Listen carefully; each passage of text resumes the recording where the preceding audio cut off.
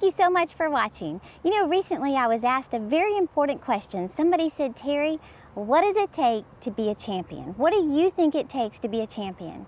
And for me personally, I think it can be summed up in one word, and that is drive. It's going to take a lot of drive to achieve your dreams, to go after the goals and the dreams God's put in your heart, and to be a champion. Do you have the drive you need for the dream you dream?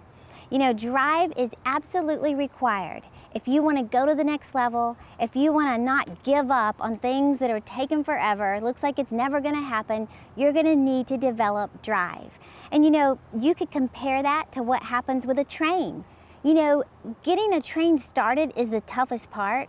In fact, you can prevent a massive train from moving forward at all by putting 1 little inch blocks of wood under the tires, under the wheels, not tires, but wheels. But then once that train gets up to speed, not even a steel reinforced concrete wall 5 feet thick can stop that train. Well, that's what happens when you develop the drive on the inside to go after your dreams and to fulfill your purpose. That's what happens. It's going to be very hard to stop you.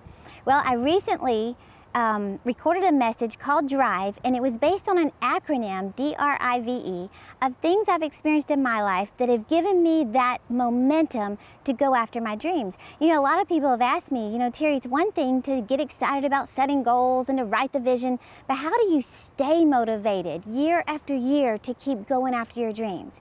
So I talk about that in this message based on this acronym, D-R-I-V-E. Well, I don't have time to go through all of it right now, but I do want to start with the first one, and that is decision.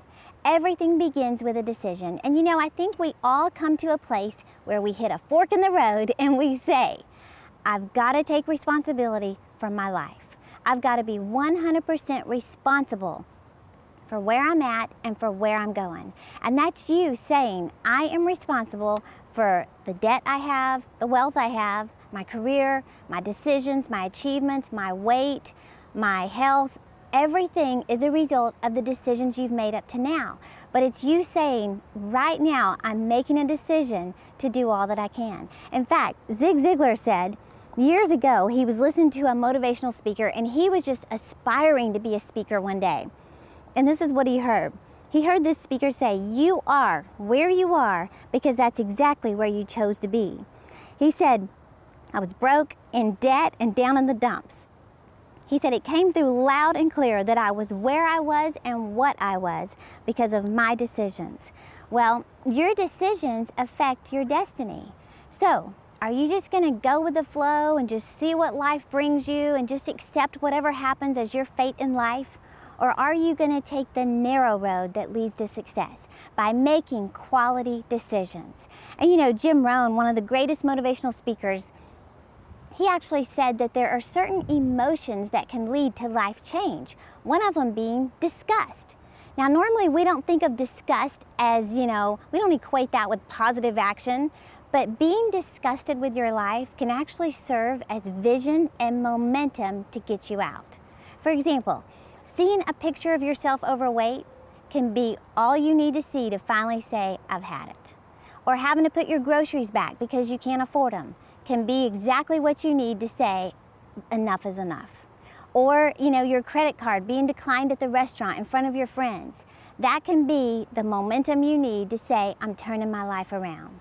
So disgust is what we feel when we're ashamed, we're embarrassed, we're humiliated with where we are, and we say, this is it. I am making a quality decision. I've hit a fork in the road. I'm making a quality decision to turn my life around. So it starts with a decision. The next thing is an investment. You know, when I started making changes in my life, it started with an investment in me, in my growth. And what I mean by an investment is it takes an investment of time, takes an investment of money, and it takes an investment of energy. And that's something that nobody can do for you. You have to do it yourself. So, you know, some of the things that Jim Rohn's mentor said to him when he began changing his life is he said, Jim, what you have at this moment in your life, you have attracted by the person you've become. He went on to say, if you don't have much, perhaps you haven't become much. Now that can either offend you or it can propel you to start making changes. And for me, that served as momentum for me to start making changes in myself.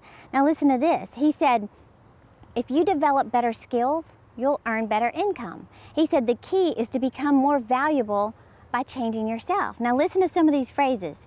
He said, don't wish it was easier, wish you were better. Don't wish for less problems, wish for more skills.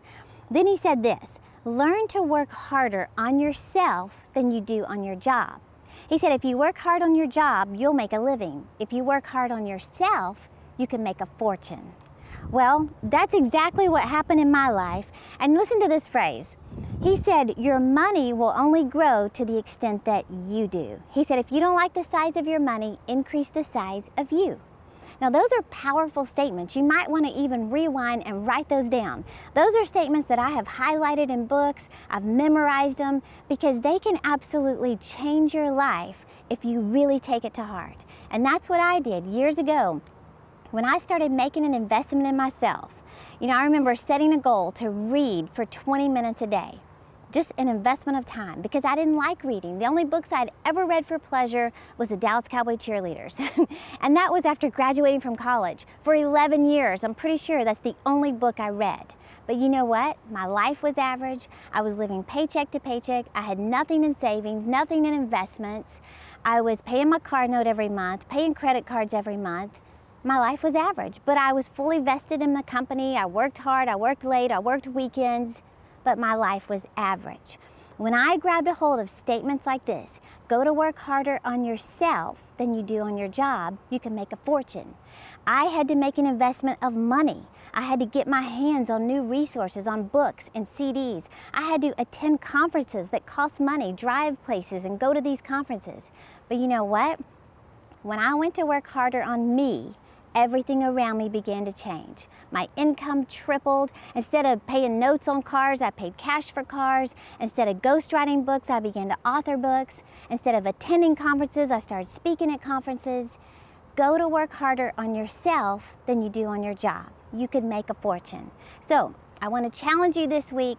Get this new message on Drive. Listen to it over and over. There's other key points I want you to learn so that you can experience all that God has for your life. Don't settle for average. Go all the way to the top for what God has for your life.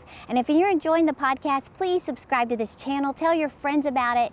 Follow me on Instagram, Twitter, and Facebook so I can keep you motivated to go after your dreams. Thank you so much. I'll see you next week. Make plans now to join with women from all over the world for 2 days that can change the story of your life. Icing 2014, Once Upon a Time. Experience something unforgettable with amazing worship, fun-filled activities, new friendships, and life application teaching from Terri and her guest, Nancy Alcorn. To heal broken hearts, to proclaim liberty and freedom to the captives. We want to say, Jesus, please set so-and-so free. But the truth is, we need to get up in their face and say, Jesus already set you free. Everything is up to your ability to dream, to imagine, and to stay focused on those dreams. Grab a cupcake and join us for Icing 2014, October 24th and 25th at the Fort Worth Convention Center in Fort Worth, Texas. For more information and to register for this free event, visit terri.com today.